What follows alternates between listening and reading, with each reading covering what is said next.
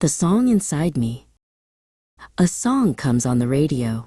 My lips start to move, singing along. My fingers start to snap. My feet begin to tap. The music sinks deep into my soul. I listen to the music as it fills my brain, and I remember when I used to sing. I sang in front of huge crowds. I loved it when they watched me and clapped for me when I was finished. Letting out my feelings when I was sad, mad, happy, or glad was when I would sing. I sang in the shower. I sang in the rain. I sang in church. I sang walking down the street.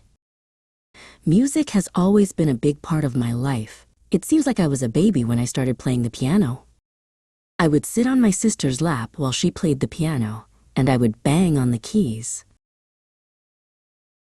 I remember sitting beside her and learning how to sing. I sang my little lungs out. As I grew, I listened to other singers on tapes, the radio, and CDs. I took those things that I had heard from different singers and made myself sound like them. Soon, I could take what I had heard all my life and make it into my own sound.